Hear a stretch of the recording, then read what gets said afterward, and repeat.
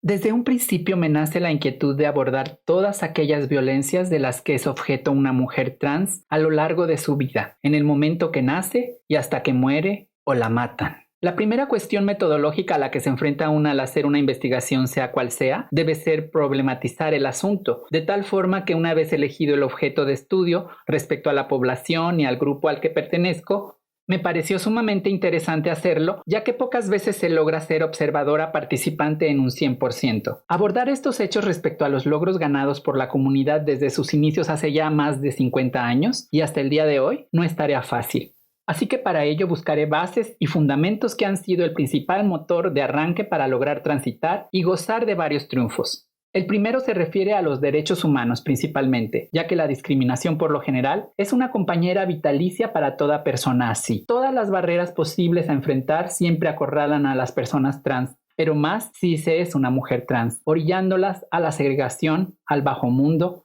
y las zonas limítrofes de la sociedad en que se viva. El origen de los estudios de género se remontan al año 1949 con la publicación de la Biblia del feminismo, que es El segundo sexo de Simone de Beauvoir, que cuestiona abiertamente la diferencia. De repente, hombres y mujeres somos el resultado de una construcción cultural y no biológica. Judith Butler impugna la categoría de género y deshace su radical separación respecto al sexo, simplificando que hay dos enfoques en la historia del feminismo: el determinismo biológico y el constructivismo social. El primero aboga por la diferencia de género, posicionándose del lado femenino como forma de reivindicar un estatus igualitario. El segundo rechaza la diferencia de género como herramienta válida para la lucha feminista, puesto que el género está construido socialmente y ninguna base biológica podría servir de explicación para el mantenimiento del género como categoría biológica esencial. Una vez dicho todo esto, haremos un recorrido autobiográfico histórico que va a la par de esos 50 años desde que nací, cuando dos mujeres transexuales ya gritaban y exigían respeto a su dignidad, reclamando sus derechos y sin saberlo los de toda la comunidad en Stonewall, proclamando así lo que hoy es llamado el orgullo. Mi nombre es Cassandra, y más allá de la hermenéutica y los mitos y leyendas de Pitonisa, sí me gustaría visualizar un futuro distinto para las mujeres como yo. Alguna vez escuché una historia que hablaba de un efebo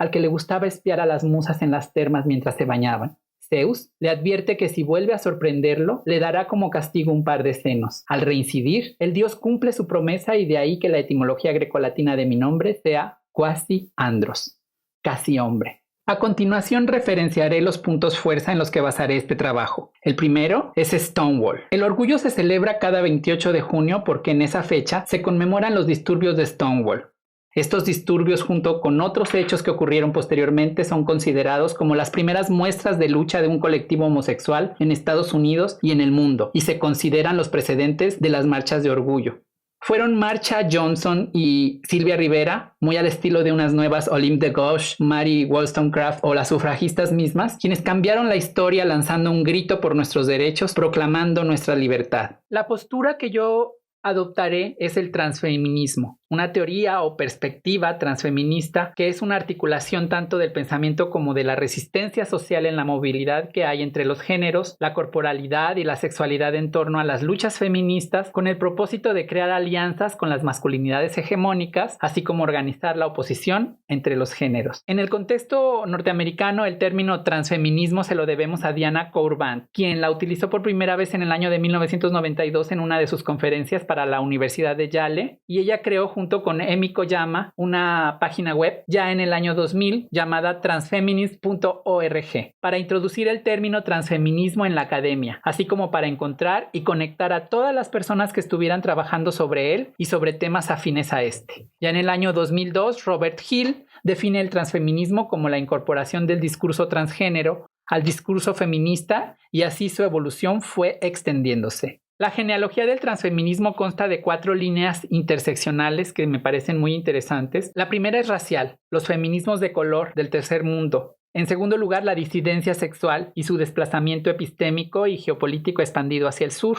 En tercer lugar, el movimiento por la despatologización de las identidades trans y el movimiento pro puta a favor de la desestigmación y la legislación del trabajo sexual. En cuarto lugar, los devenires minoritarios por la diversidad funcional, las migraciones y la precarización económica. Bajo estos 4 ejes transversales, el transfeminismo hace un llamado a proponer Muy pocas veces una mujer transexual tiene la oportunidad de hablar por sí misma acerca de las cuestiones que afectan a una, porque muy pocas veces se nos da oportunidad también de hablar desde lo académico, más allá de ser tratadas como sujetos de investigación o como fenómenos. Y eso en el mejor de los casos, porque también hemos sido colocadas bajo la lupa de un microscopio en donde hacen una exploración de nuestras vidas y ponen palabras en nuestra boca para validar lo que piensan acerca del género y la sexualidad, dejando a un lado nuestras motivaciones y nuestras propias agendas. Las mujeres trans vivimos en el vórtice del torbellino llamado intersección entre múltiples formas de discriminación basadas en el binario de género, el cisexismo, la transfobia y la misoginia.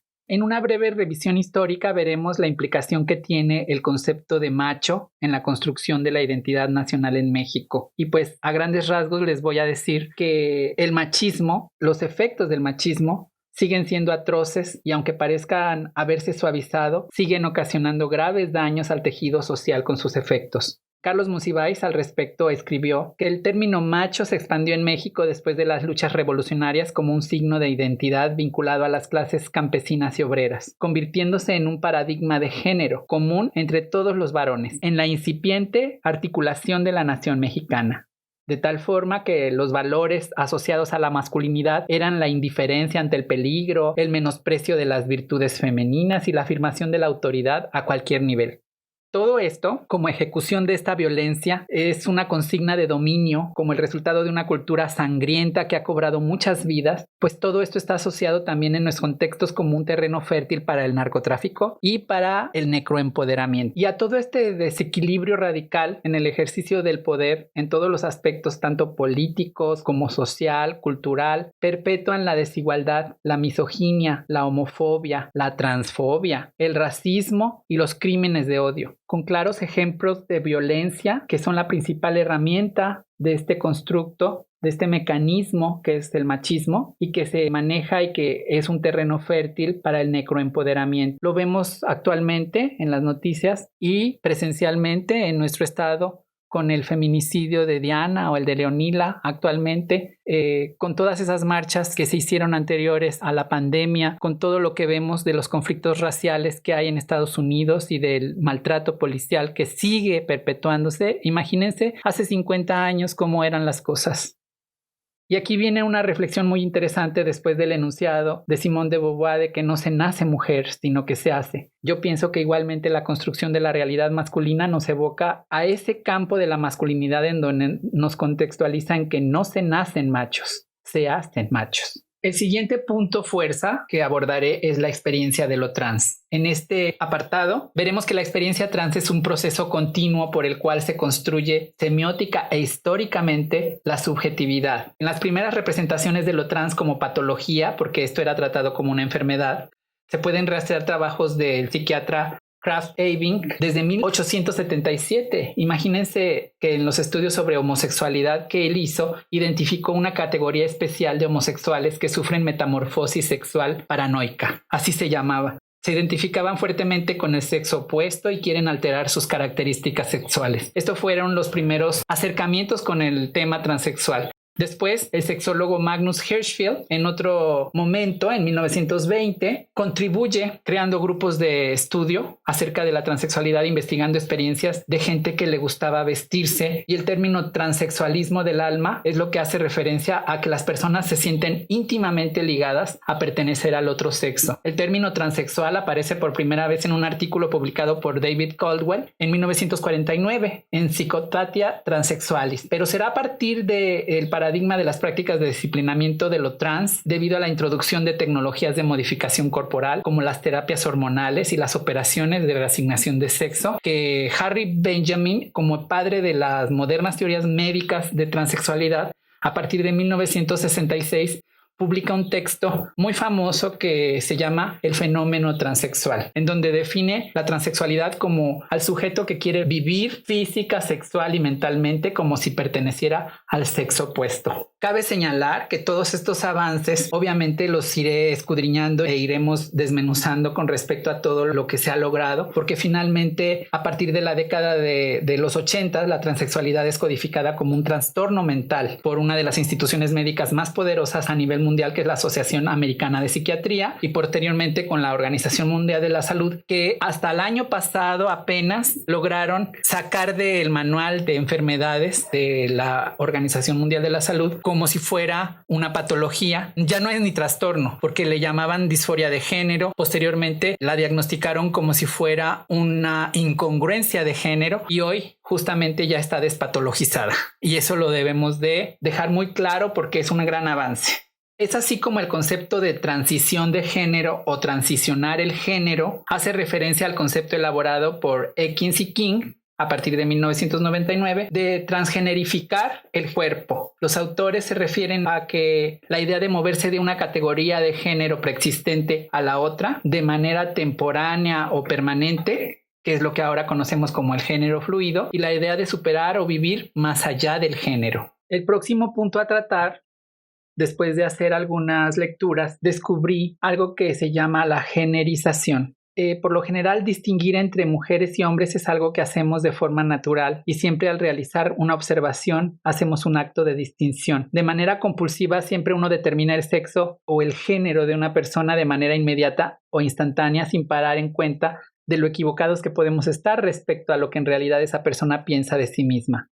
Proyectamos nuestras propias ideas y suposiciones acerca de la masculinidad y la feminidad sobre cada persona que conocemos, y nos encontramos en todo el mundo como lo hacemos en un proceso de distinguir entre hombres y mujeres que llamamos, gracias a Julia Serrano, la generización. Este proceso de generización es por lo regular inconsciente y permanece invisible porque en la gran mayoría de los casos esta evaluación que hacemos del género de una persona tiende a estar de acuerdo con la identidad de género con la que esa misma persona se identifica, así como con el género que las demás personas le asignan. En el siguiente punto abordaremos las infancias trans como un proceso de autodefinición de la orientación sexual, la identidad y la expresión de género. Esto puede darse en etapas tempranas del individuo, en las cuales, obviamente, al no tener capacidad de decisión, tiene que haber un acompañamiento por parte de sus padres, un entendimiento de la temática, y para esto tienen que tener una asesoría médica para poder acceder a todo lo que signifique la hormonización y una posible causa de conflicto en ese individuo. Entonces, es muy importante tratar todo esto porque de eso depende, y bien dice el dicho, infancia es destino. Por lo tanto, se debe de tratar de evitar la discriminación, los malos tratos en el sistema médico, en todo lo que significa, porque es muy importante y de ahí va a depender la vida de esa persona. El siguiente punto es la hormonización y las cirugías, que vienen íntimamente ligadas con el punto anterior y que trata en la mayoría de los casos que es para reafirmar los caracteres femeninos de manera rápida y permanente, pues esto facilita la desaparición de los rasgos masculinos.